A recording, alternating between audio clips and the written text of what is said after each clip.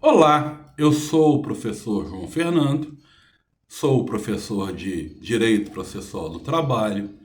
Em vídeos anteriores eu falei do organograma da Justiça do Trabalho. Me cabe hoje estudar jurisdição e competência da Justiça do Trabalho. Vamos primeiro fazer uma divisão entre o que é competência absoluta e relativa. São casos de competência absoluta, aquelas competências fixadas com base na matéria, com base na pessoa e o critério funcional. E são competências relativas, aquelas fixadas com base no território e no valor da causa. Na Justiça do Trabalho, o valor da causa vai influir, na verdade, no rito, na definição do que é rito sumário, sumaríssimo e ordinário. A competência absoluta, ela é de interesse público e não pode ser alterada pelas partes. Então não caberia, por exemplo, uma cláusula de eleição de foro num caso de competência absoluta. É uma norma cogente, obrigatória. E isso está expresso no artigo 62 do CPC. A incompetência absoluta pode ser pronunciada de ofício pelo juiz, diferente da incompetência relativa, que na Justiça do Trabalho não pode ser decretada de ofício pelo juiz. A incompetência absoluta pode ser provocada também por manifestação das partes, a qualquer tempo e grau de jurisdição. Isso está expresso no artigo 64 do CPC. Existe a manifestação da incompetência, a parte contrária é intimada a se manifestar. Caso a exceção seja acolhida, os autos são remetidos ao juiz competente, e salvo decisão judicial em contrário, vão ser conservadas as decisões do juízo incompetente até que outra seja proferida pelo juiz competente. Vamos falar um pouco de competência em relação de matéria e vamos falar dos casos listados na Constituição Federal no artigo 114, que delimita essas competências.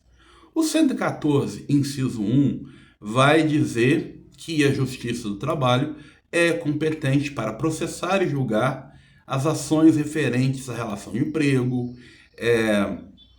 e também do trabalhador avulso.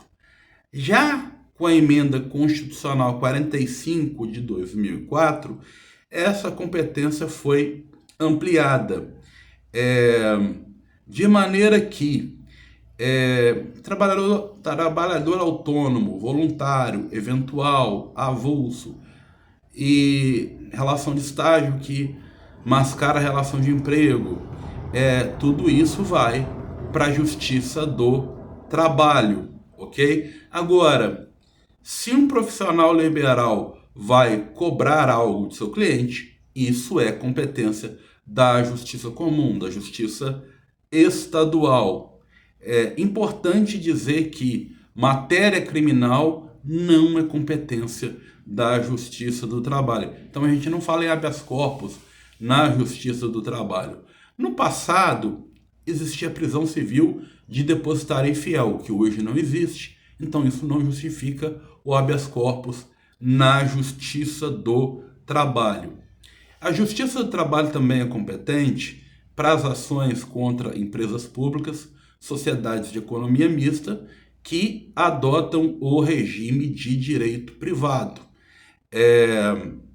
E não há controvérsia, mas há o entendimento de que a Justiça do Trabalho também é competente, por exemplo, em relações de emprego que incluam entes de direito público externo, a administração direta e a administração indireta de qualquer um dos entes federativos.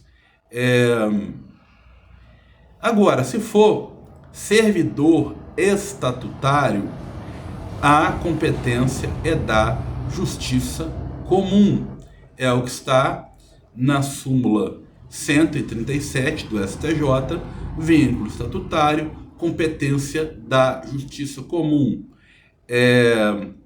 A súmula 218 do STJ também diz que compete à Justiça dos Estados, Justiça Comum, processar e julgar a ação do servidor estatal decorrente de direitos e vantagens estatutárias, mesmo no exercício de cargo em comissão. E se houver mudança do regime seletista para o estatutário? Isso implica em extinção do contrato de trabalho e futuras verbas serão cobradas na Justiça Comum. Isso aconteceu, por exemplo, com as agências reguladoras. Então, em sedes estatutárias, isso vai na Justiça Comum, no caso das agências reguladoras, Justiça Federal. Mas o tempo que era seletista, aí Justiça do Trabalho. E o servidor temporário, o entendimento do STF é que os servidores temporários da administração pública, a competência é da Justiça do Trabalho, porque geralmente são contratados via CLT.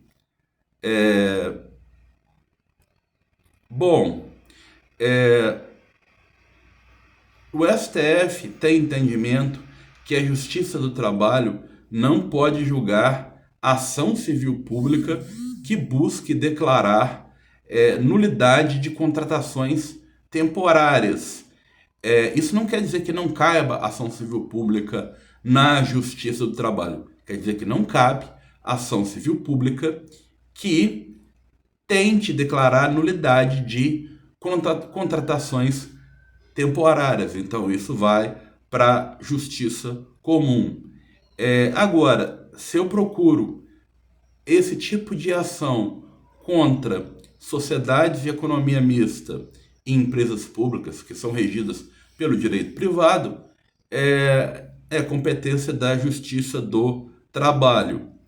Os entes de direito público externo, eles possuem imunidade de jurisdição. Então, em regra, eles não deveriam se submeter à jurisdição brasileira. Mas há um entendimento de que as verbas trabalhistas têm natureza alimentar. Então, para o STF, a Justiça do Trabalho é competente para processar e julgar essas relações do trabalho. Agora, o STF também reconheceu que no momento da execução não cabe à Justiça do Trabalho promover atos de constrição, penhoras, constrição de valores. Tem que ser expedida uma carta rogatória para o país competente, salvo se o país competente renunciar à imunidade. A súmula vinculante 23, ela está alinhada com o artigo 114, inciso 2 da competência do trabalho. Ela diz que na ação possessória em função do exercício de direito de greve, é competente a Justiça do Trabalho. Greve da iniciativa privada, porque se for greve de servidores estatutários, vai ser competência da Justiça Comum. Dissídios coletivos inerentes à greve, onde há procura de declarar a abusividade ou não do movimento grevista. A competência é da Justiça do Trabalho, mas vai ser do TRT ou TST, conforme a modalidade de greve, conforme a extensão territorial.